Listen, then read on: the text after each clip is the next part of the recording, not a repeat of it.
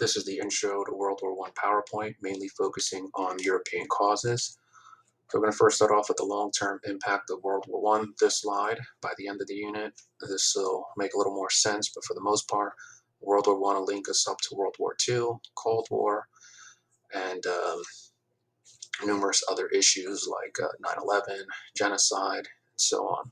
So we'll come back to this slide at a later class when we get closer to the end of the unit. And let's take a look at some of the long-term causes. So first up, you want to be able to separate US from European causes.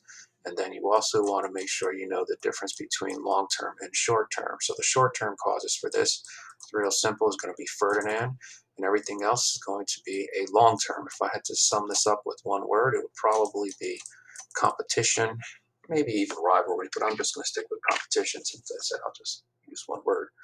So we're going to first start off with the creation of Germany. I'm not going to ask you any of these specific questions, just trying to establish the long-term origins and tension between the Germans and the Britain and the French, British and French. So if you've ever heard the term of Third Reich, which is associated primarily with Nazis, that has its origins in German history. So the First Reich was when Germany didn't exist. It was called the Holy Roman Empire. And at the end of the Franco-Prussian War, this man, Otto von Bismarck, was able to gather the Germanic-speaking people and broker a deal at the end of the Franco-Prussian War to establish the creation of Germany. So the Second Reich is when Otto von Bismarck successfully did that. So Germany comes into existence, and this throws off the balance of power in Europe. So here I put Germany is created in 1871, and you start to see tension between Britain, France, and Germany, where these two start to align themselves together. Why? Because Germany is starting to advance as an empire. Think about it. It is a new nation, and already it has territories outside of her colonial borders. So imperialism is one way that Germany is establishing itself to be an empire. What else is Germany doing? Germany is also building dreadnought ships and outperforming the British and French economy. So when we put these ideas together, Germany is starting to build ships, and they are also starting to, outperform her rivals. This is what's going to put the British and French in an alliance, as well as, um, suspicious of German intent. So the recap here is that German unification creates tension with traditional European powers. Now, the next section of this is going to look pretty much at imperialism. I don't know if I'll focus on this. This is called Social Darwinism. It is when you take Darwin's ideas and you apply it to human situations. For example, let's take imperialism. One way to justify imperialism among social Darwinists was to say, just like in the survival of the fittest, social Darwin ideas, stronger nations take over weaker nations, and this is just nature kind of, playing out. That's an argument to use for imperialism if you are a pro-imperialist. Again, one of the causes for World War I is going to be imperialism, which is why we're kind of focused here. We already established that Germany is already an imperial state by expanding outside of her borders. So on this slide, I have Austria-Hungary's empire, the Ottoman Empire, and then the continent of Africa with all of the European powers each taking a chunk.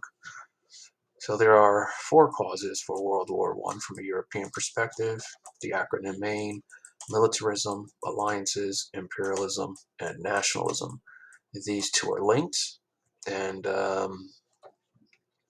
we'll focus on those in a sec. But what I want you to do is think about a room filled with bullies and alpha dogs, predators. When you put all of them together, what is going to happen? And that's the way I want you to think about Africa: a box with a bunch of European power bullies. And eventually, they're probably all going to go to war over their dominance, and that explains World War I. So imagine you putting your military here in Africa to kind of protect what you have, and everybody else is doing the same because they're concerned about your intent. That's what's going on. So militarism is a result of these European powers trying to use their military to protect what they have. So at some point, the European powers are going to start to not only form or build their militaries, but they're going to start forming alliances. So they have to anticipate some war prior to the official war in 1914 starting. And this is where the Triple Alliance comes in. Remember, we have militarism, alliances, imperialism, and nationalism. So this is an example of alliance, the Triple Alliance, which was between Germany, Austria, and Italy. And they pretty much are agreeing that they're going to assist each other politically, economic, militarily. And if you attack one, you are actually attacking all three of them. But the problem is they kept this a secret, saying nothing about this particular treaty. That's going to have some consequences later on. So if you go back to our imperialism section, we established that nobody wants to be the victim of imperialism. So here we see Austria-Hungary's empire, German, Hungarians, Italians, Polish people. And so the Austro-Hungarian Empire, think of this umbrella with all of these various ethnic groups that were all victims of Austrian imperialism at some point. And in comes this individual Princip, a Serbian nationalist. His anger and frustration standing up for the Serbian people against the Austro-Hungarian Empire, his actions are going to have some pretty nasty consequences. And what's he going to do is kill the future leader of Austria-Hungary, this man, Franz Ferdinand. So here we see the assassination of Franz Ferdinand by Princip. And again, he's doing this because he is upset about Austria-Hungary's policy with regard to the Serbian people. The problem is when he commits this assassination, it leads to some pretty nasty outcomes. So let's go back to our acronym here. So imperialism, all of the European powers took a piece of Africa. They built up their militaries to protect what they have in Africa.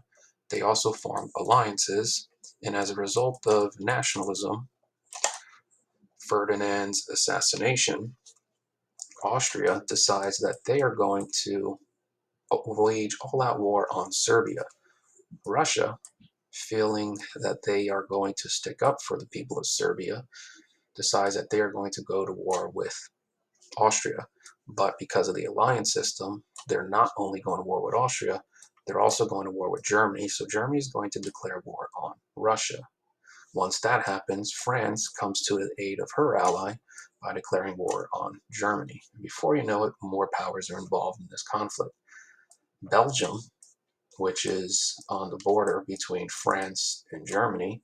Germany tries to go through Belgium, and when they do that, the British Empire has to go to war with Germany, but that also means they're going to war with Austria as well as the Ottoman Empire. So the alliances that were established to protect colonies in Africa really get implemented once the assassination takes place. So in these political cartoons, they're actually pointing the finger at the nation that they're declaring war on, France on Germany. And then in this other political cartoon, you see some of the causes. Sarajevo is a reference to the assassination and the arms race and national movements, all the alliances that are playing a role in the European decision to go to war. So the Europeans are fighting in trenches. The debate here is what should the U.S. do? And Wilson, the President of the United States, is going to declare neutrality. He is going to say that American businesses can trade and make money off of the war, which is ultimately going to drag the U.S. into the conflict because U.S. trade with one side is definitely higher than the other side, which will eventually prompt Germany to start adopting submarine tactics and destroy U.S. ships, which is what this notice here is about. So while Germans are fighting in trenches and the French are fighting in trenches, the U.S. has declared neutrality. While Armenians are systematically being killed in the Armenian genocide, the United States is remaining neutral. And that's what these images here are showing. So again, causes of World War I, main, and it all starts with imperialism that leads to the alliances, that leads to militarism. And then when Princip, a nationalist, kills Franz Ferdinand, it leads to all-out war, which eventually the United States would get dragged in.